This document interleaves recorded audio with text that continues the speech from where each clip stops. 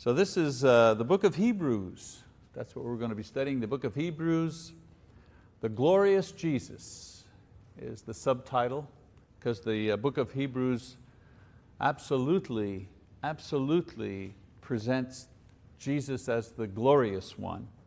And of course this is the first lesson in this series, and we're going to do what's usually called a critical introduction. A lot of times I skip over this and I get right to the text, but we're going to take at least one lesson to give a critical introduction, give some background information, the why, where, when, what type thing concerning this book. Well, let's start with the idea that the first Christians, the first congregation, the first scriptures used to prove Christ was the Messiah was of course the Hebrew scriptures, what we call the Old Testament. It took, if you think about it, if you do a timeline, it took about 10 years for the apostles to preach the gospel to non-Jews. A decade went by.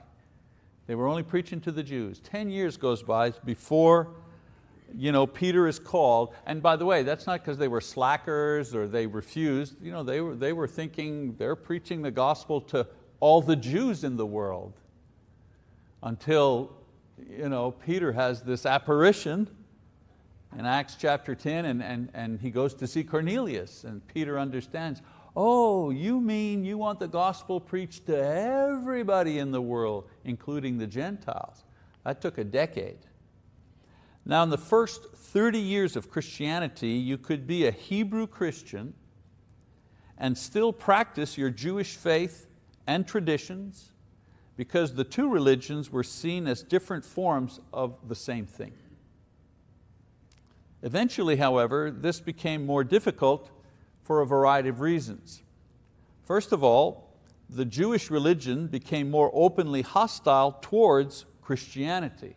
At first it was, there's this sect here, there's these people, this offshoot of Judaism, and they're troublemakers and so on and so forth. But it was still part of the Jewish religion.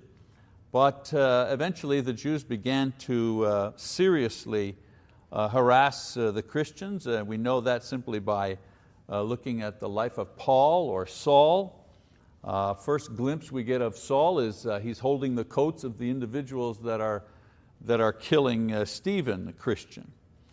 Another reason is that the conservative Jewish Christians of the time wanted to keep Christianity within the context and the control of the Jewish religion. Okay? Another reason why it was difficult at the beginning. The Judaizers, right? Basically were saying you had to become a Jew first before you became a Christian. The big argument over circumcision wasn't circumcising the Jews, it was circumcising the Gentiles. If a Gentile wanted to be a Christian, he had to be circumcised and keep all the Jewish laws and so on and so forth. And then thirdly, Roman persecution began.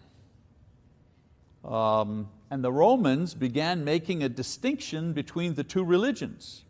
Originally, the Romans had seen Christianity as simply a sect of Judaism. And that was significant because in the Roman Empire at the time, Judaism was a legal religion. You were allowed to practice Judaism, but not other religions. They didn't get permission. And so when the Romans began to see Christianity as a religion apart from Judaism, then the persecution, that's not the only reason, but at least it enabled them to say, by law, you people are breaking the law. And the persecution of Christianity began. And we see that, of course, Paul's imprisonment, so on and so forth. 2 Timothy 4:6, we find out that Paul is looking towards being executed by the Romans. So because of these pressures, many Jewish Christians were faced with the decision to return to their old religion or to make a complete break in order to embrace Christianity fully. See what I'm saying? Well, there's an overlap time there, especially in the book of Acts. There's an overlap time. And during that overlap time, up to 70 AD, You could be a Jew and you could be a Christian at the same time. You can kind of get it both ways.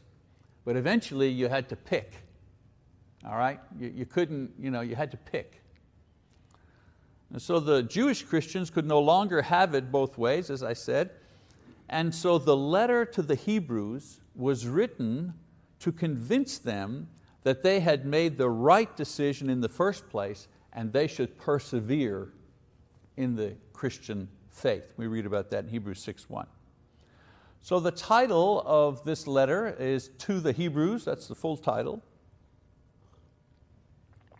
It was not written as a general epistle to all Jews. I mean, it could be used this way, but it was not originally written this way. It was aimed at a specific group that the author was planning to visit. And we'll read about that in Hebrews 13, actually, at the end. There's no definitive proof, but there are several theories as to who wrote this epistle, because the author does not name himself. So it's an unknown writer, like I say, an individual who certainly knew Paul's writings and wrote this letter using Paul's writings as source material, but doesn't name himself. So there are some scholars that say, well, we don't know, we'll never know. Others say it could have been Barnabas. And there are good arguments for Barnabas being the author of Hebrews. He was a Levite, Acts 4:36. And so he was familiar with Jewish ritual, Old Testament customs. He wrote Greek since he came from Cyprus. He was not known, however, for his scholarity. He was kind of a man of action. And this epistle, according to Greek scholars, has a very high quality of language, very high level of writing. Others think perhaps Apollos may have been the writer. He was a Greek scholar from Alexandria. He was an orator. He was well versed in the Old Testament, also well versed in Paul's writings. He was well known in the church, respected by the other apostles. I guess the case against him is, again, he doesn't name himself, and also there are no other writings that exist from his hand. So this is kind of a major piece of work here without any other writings accredited to him. And then of course, popular theory, Paul, the apostle himself, wrote it. He was familiar obviously with the Old Testament, with the gospel. He may have first written it as a sermon. There are a lot of references that suggest that this was originally an oral presentation. It wasn't originally designed to be a written letter, but it was an oral presentation that then was written down. All early church fathers concluded that it was written by Paul, actually. Clement, 150 to 215, Origen, 185 to 254, Jerome, 347 to 420. These are some of the early church fathers who claimed that Paul was the author. So the best guess, or the best theory, is that it was originally written by Paul as a sermon and then later translated into Greek by Luke during or after Paul's death in Rome in 67 AD. Now what we know for sure is that the writer knew his readers and their circumstances. The author also knew Timothy. He was well versed in the Old Testament, also in temple ritual. He fully grasped the knowledge of who Christ was, and he was an excellent writer. We know about that. But as Origen said after his study of the question of who wrote this in the 2nd century, he said, but who wrote the epistle, and I quote, only God knows certainly. So I'm giving you the theories, you pick one. We don't know for sure, but those are the theories that are out there.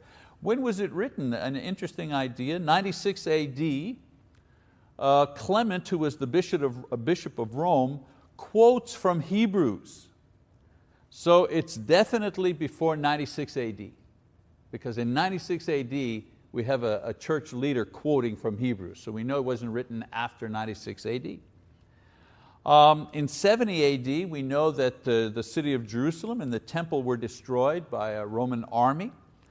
And since Hebrews deals with temple ritual at length, the fact that this event is not mentioned at all in the epistle strongly suggests that it was written before 70 AD. And also when the writer of Hebrews is talking about the work of the priests, he talks about it in the present tense. And so this suggests, boy, if a cataclysmic thing like the destruction of the temple and the destruction of Jerusalem and its people and all that had happened, surely somebody who's writing about the temple, if he's writing after 70 AD, would have some mention of it somehow, but there's nothing there. So scholars believe it's certain, it's before 70 AD. 33 to 60 AD in Hebrews 2, 3, and 4, and 13:7, the writer speaks of leaders in the church and those who have given leadership examples and passed on through death. These references suggest that at least a generation, maybe even 2 generations have taken place since the initial establishment of the church in Jerusalem. So it's got to be later than 33, right? And he's suggesting that there's a fully formed leadership in the church. And so that didn't happen at the beginning. There were no elders, there were only apostles at the beginning. The church evolved and developed and began to have a structure of elders and deacons. And so his references to elders that have died and gone on means that, okay, he must be writing at least a generation or 2 after 33. So most scholars put the writing of this between 63 and 69 AD because the temple is still standing and functioning, and there's been time for a few generations of Christian leaders to have been developed in the church. So there's a little background on who wrote it, why, and so on and so forth. Or rather, when it was written. The purpose and the approach of Hebrews. The purpose is encouragement. Encouragement. In Hebrews 13:22 he says, "But I urge you, brethren, bear with this word of exhortation, for I have written to you briefly." I'm writing to encourage you. So the purpose is encouragement. But encouragement for what? Well, to encourage Jewish Christians who were wavering in their faith and contemplating a return to Judaism, an encouragement to remain faithful to Christ. They were discouraged by persecution. They were discouraged because they had to choose. Imagine, you grow up as a Jew, it's not just a religion, it's your whole way of life. You have to choose between that and then this other religion that's being persecuted. So a difficult choice. Also, some of the people he's writing to had begun to neglect the assembly. He writes about that. And of course, that's always the first sign of spiritual illness. People stop coming to worship the Lord. Many of them had returned to Judaism. He mentions that in Hebrews 6. And it was also becoming clear that the Jewish nation was not going to embrace Christianity. See, early Christians thought, we just have to stay at it. We just have to give the message. We just keep on calling out to our Jewish brethren, and eventually they'll get it. What is it they don't get? Jesus was a Jew, He fulfilled the prophecies, we got the miracles, we got the resurrection. Eventually they'll come over. But 2, 3, 4 decades later, they still haven't come over. They began thinking to themselves, okay, this is a lost cause. And I would say that if you were a Jew, a Jewish Christian, the thought that Gentiles were going to become the majority in the church. Right? We have that happen in our congregation, in every congregation. You have a congregation of a certain culture, let's just say. And then all of a sudden, another culture begins to move into the area, whatever that is. And you see eventually one culture displaced by another. That's what they were afraid of. They shouldn't be. We're all one in Christ. But remember, this was new to them. And of course, Jewish Christians were going to be isolated. They didn't fit in with the Gentiles, and they were rejected by their Jewish family. Talk about isolation. And remember now, the Jews, they had the temple, they had the priests with the beautiful garments and the jewels and the pomp and the ceremony and the history and the prestige and the high priest and all the characters, David and Solomon, they had all of that. And what did the Christians have? Well, they were meeting in the upper room, or they were meeting in catacombs, or they were meeting in basements, they were meeting in houses. They had no money, no power, no prestige, no influence. And their Lord, according to what people saw, had been executed as a criminal. So it's like when they were going, whoa, wait a minute, which way should I go here? Especially on the high holy days, especially when there were the feasts, right? So they had to choose. So how do you talk to these people? So the writer compares the two religions, and he challenges his readers to choose once and for all which religion is superior. In the epistle, he compares Jesus to various important features of the Jewish religion. He compares Jesus to the prophets, to the angels, to Moses, to Joshua, to Aaron, who represents the Jewish religion and Jewish worship. And once he gets to the comparison of Christ and Aaron, he leaves off the comparison between persons, and then he begins to compare the effectiveness of the Aaronic priesthood versus the effectiveness of the priesthood of Christ. And this is because the ministry of the priesthood, this was the heart and soul of the Jewish religion.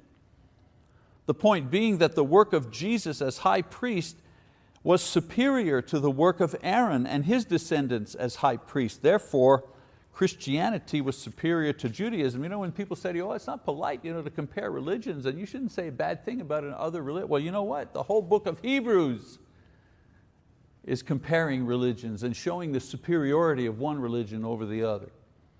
So once he finishes his series of comparisons and arguments, the author lists a number of heroes who were persecuted and suffered for their faith, but they persevered. And he does this as an encouragement to his readers to do the same thing. And he finishes the epistle with practical teaching about how to live faithfully from day to day as a Christian and as a member of the church. And then he finishes with greetings and exhortation. So I was just giving you a real quick overview of what's going on here. Now Hebrews is divided, it's the easy book to divide. It's divided into two parts. Part 1, the glory of Christ, chapter 1, verse 1 to chapter 10, verse 18. See, the Jewish people were used to the concept that God revealed Himself through various ways and people and angels and religious rites, temple worship, sacrificial systems, so on and so forth. And God glorified Himself and His people through these ways. And this interaction with His people, for which they took confidence in and gave praise for, they were all about it. So in the first part of Hebrews, the writer demonstrates that no matter how glorious these things were, the revelation or the uncovering that we receive of God through Jesus is far superior. In other words, if you think you knew God through the prophets and through the sacrificial system and through the law, if you think you knew God through those things are nothing compared to how you will know God through Jesus Christ. Okay? So in the first 10 chapters, the writer demonstrates how Jesus is more glorious than the prophets, the angels, Moses, so on and so forth, and thus superior and worthy to be followed and worthy to be obeyed. So that's the first half. The next part, just two parts, the glory of the church. Chapter 10:19 to chapter 13:25. So once he's established the supremacy of Christ by demonstrating His greater glory, the author encourages the church to glorify its head Jesus by faithfulness to Him and holiness in Him. And then the conclusion left unsaid is that if Jesus is more glorious than the Jewish religion, including its prophets and rituals, so on and so forth, then His church shares in that glory and is therefore superior also. And his message is, do not abandon the greater for the lesser. Don't do that. Okay, so let's do a little bit of text tonight. Jesus greater than the prophets. Let's begin, chapter 1, verse 1. So God, after He spoke long ago to the fathers and the prophets in many ways, and portions, and fathers in the prophets in many portions and in many ways. Hebrews 1, verse 1. So God spoke. God spoke. He was speaking. It was personal, it was conscious, it was communication.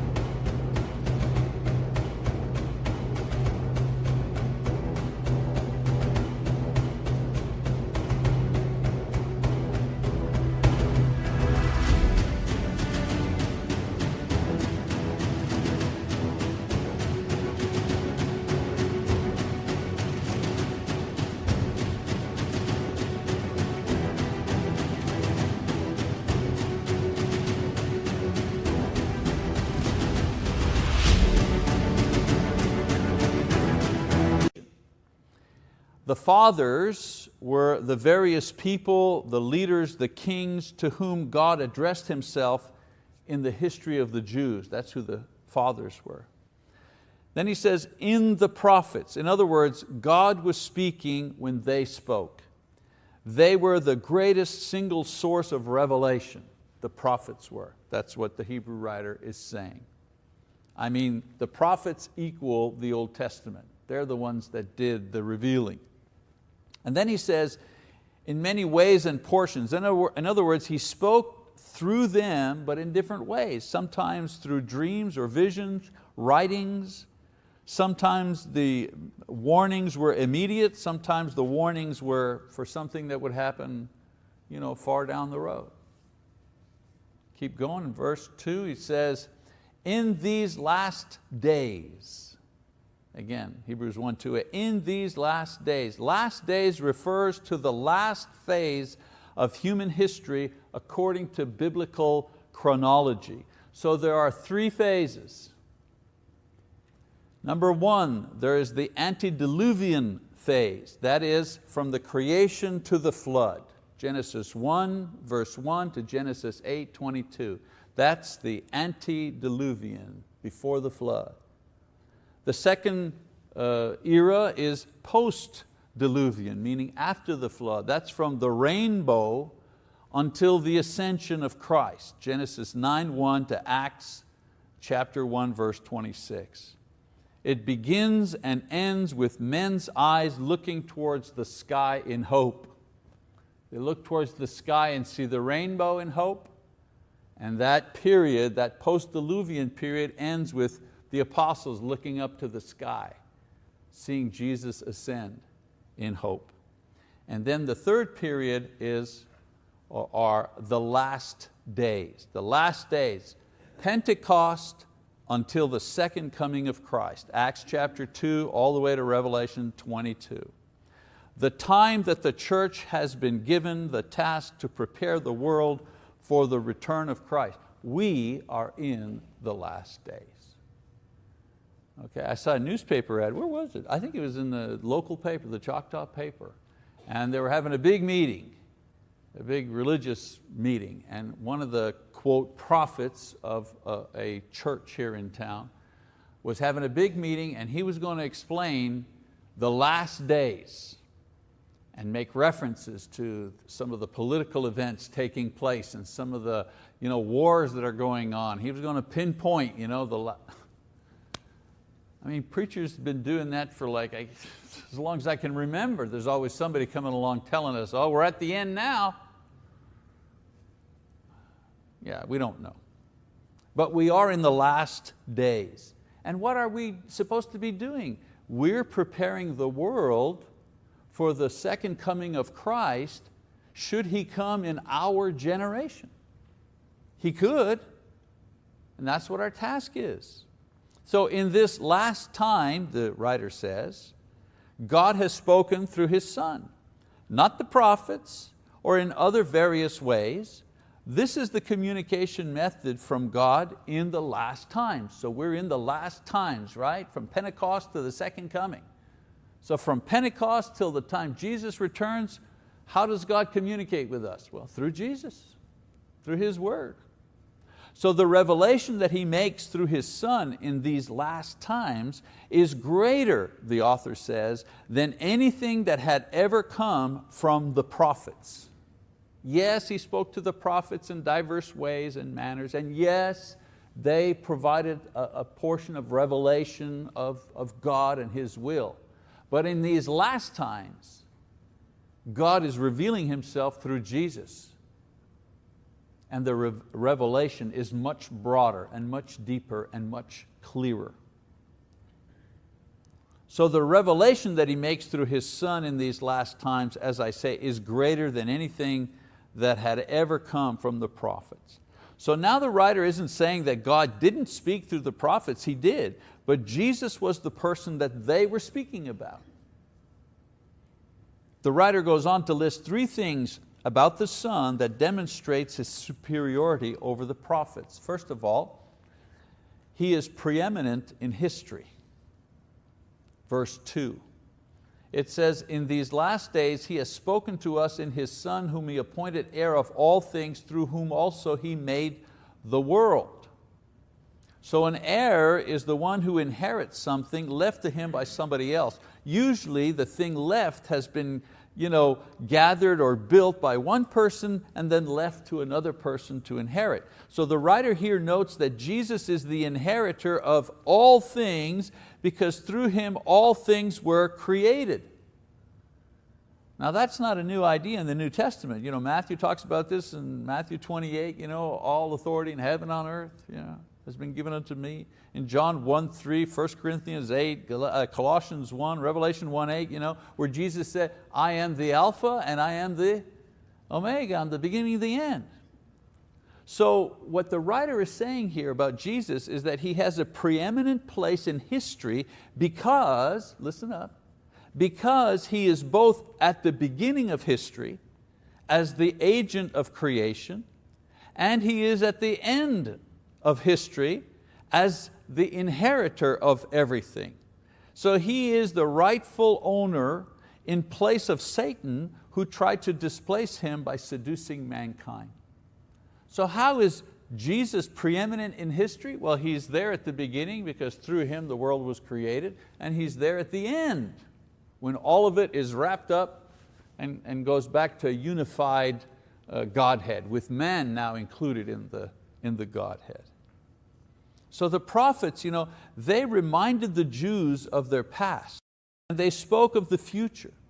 But Jesus is greater than they because He is both at the beginning and the end of time. The prophets only lived in between the beginning and the end of time. So that's one thing, His preeminence in history. Remember I said 3 things that demonstrate His superiority. 1, His preeminence in history. 2, His person. Verse 3a. Verse 3a, it says, and He is the radiance of His glory and the exact representation of His nature, and upholds all things by the word of His power. So in discussing the personhood of Jesus, the author says 3 things about Him which no one could ever say about any of the prophets. 1, He's the radiance of His glory. Radiance equals a bright light. Glory is source or essence of God. So Jesus is light from the source, not reflected light like the moon. He's like the sun. He gives off light. He's the source of light.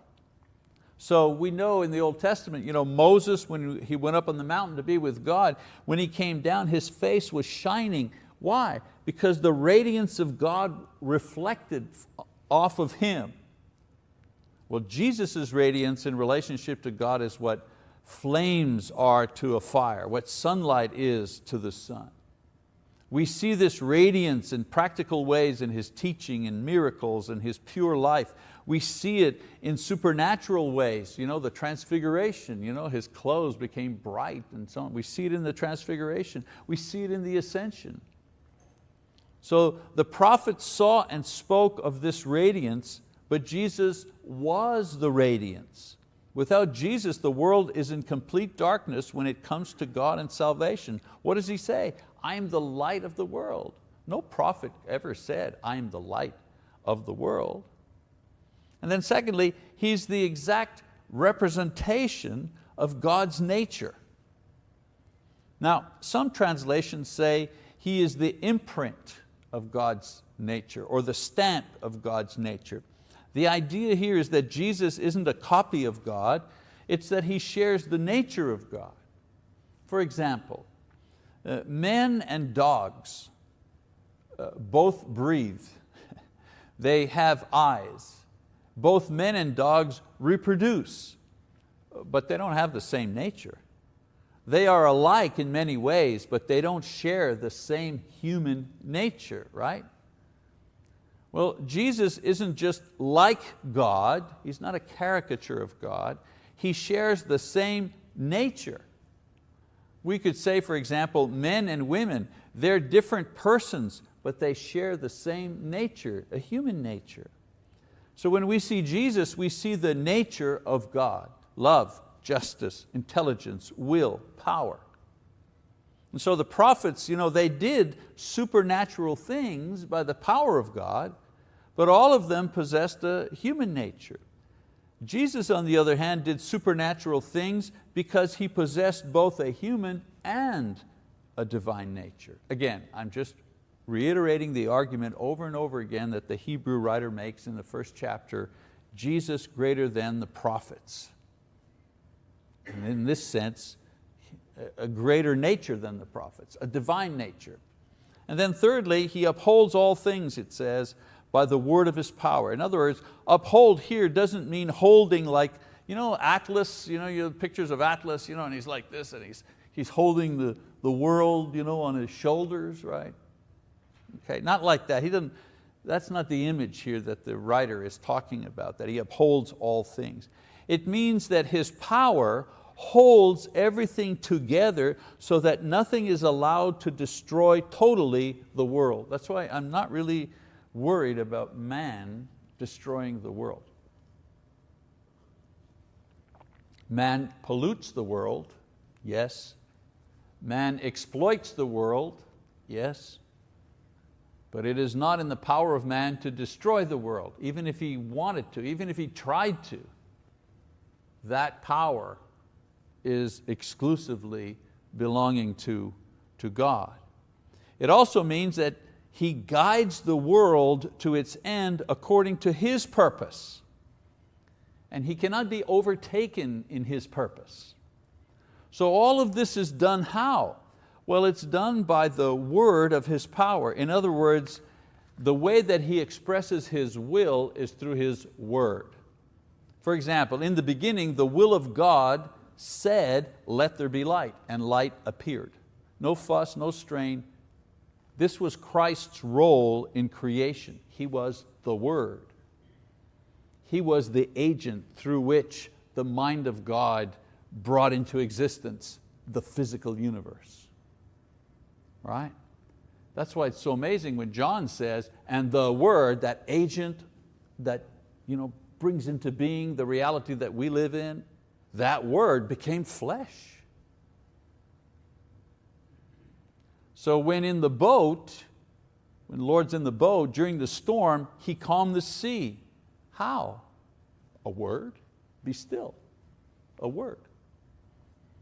To the crippled man in the temple, He offered forgiveness with just His word. And then to prove that He had the power to do this, He healed him. How? With His word.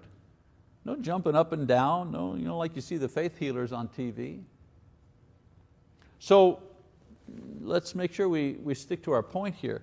The prophets, they did many great things, but the words that they spoke, they weren't their words, they were His words. And the things that they did, they were done through His will. So Jesus was greater than the prophets because first, He was before them and after them.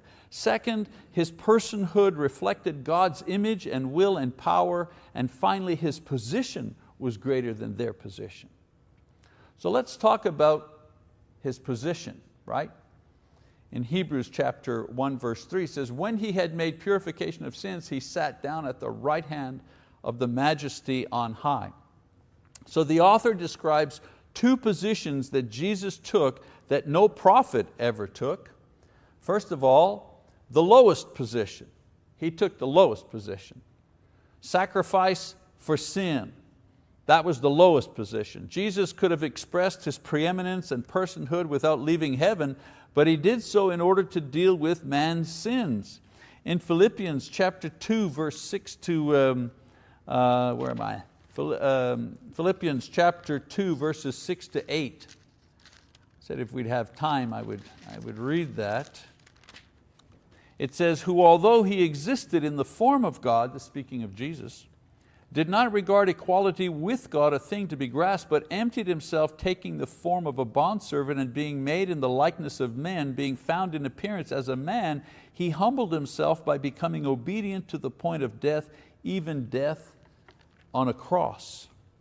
And so when we're talking about His position, we first of all talk about Him taking the very lowest position, the one of slave,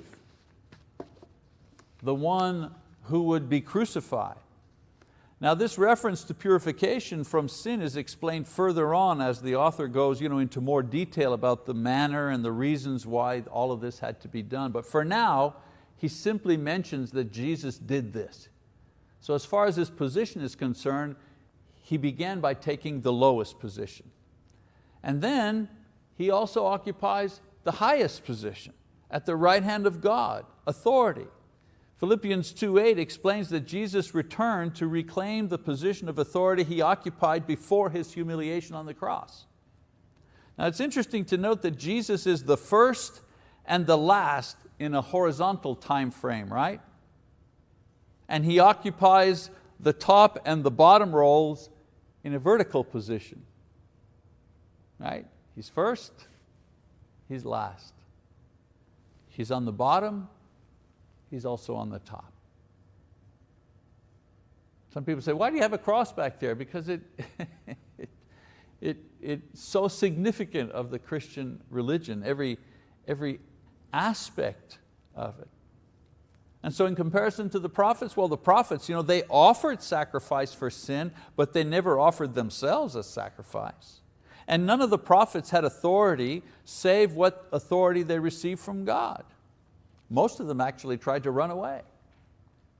Jesus, however, gives authority from His position of power at the right hand of God. Okay, so I'm going to stop just those first 3 verses. So the author begins his letter by exalting Jesus. And he says that He is greater than the prophets because He is the first and last in history.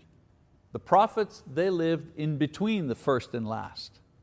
He is divine in nature. The prophets are only human in nature.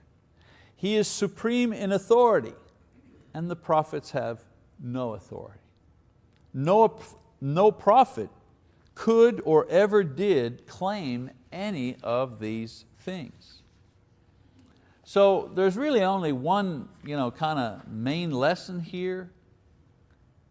And I'll try in the book of Hebrews to kind of pull out some lessons, just practical lessons for us, but there's really only one lesson or application based on our study of just the first 3 verses, and that is, listen to Jesus. Listen to Him.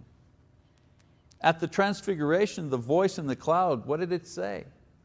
This is my beloved Son with whom I am well pleased. Listen to Him. Listen to Him. He is greater than the prophets of Israel, and they were greater than any of the prophets of their day or our day. Because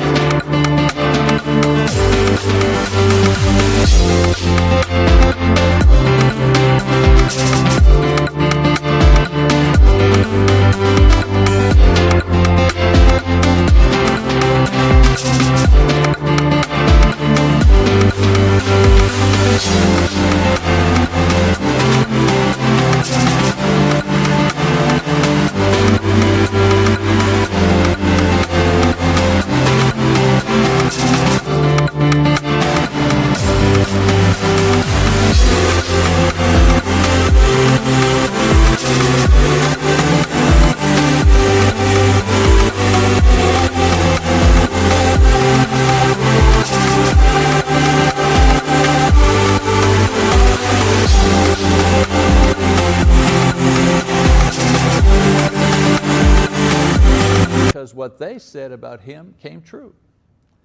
Jesus, by His position historically, first and last, and spiritually, lowest and highest, has the right and the authority to speak as and for God. So when our faith is weak and when we're searching for answers, when we're troubled or discouraged, what we need is not, I need more time alone. I need more alone time. I need a vacation. I need a break from the church. What my wife tells me when I'm getting a little too difficult, she says to me, you need more of Jesus. That's the code word, that you need to get your book and go into your corner and read, or go to your bedroom and pray. But what you need is, you need more of the Lord, because what's happening is you've got a Jesus deficiency going on, and that's showing itself in discouragement and anger, and you know what I'm saying? You're not your spiritual self. You're not the person you're meant to be in Christ. Well, the only remedy to that is not ice cream. I've tried that route. It's very good, but it doesn't solve the spiritual problem. The intake we need is, we need more of Him, more of the Lord. And so to a church on the brinks of collapse, the author begins his letter without even an introduction, but he gives them first and foremost the life-sustaining words about Jesus Christ. And I think we ought to remember this when we're in the same type of position. Okay, so that's our introductory lesson to Hebrews. I hope you're getting something out of it. I guarantee you will get a lot out of this study. We're going to go deep, and we're going to do it line by line. All right, we are dismissed. Thank you.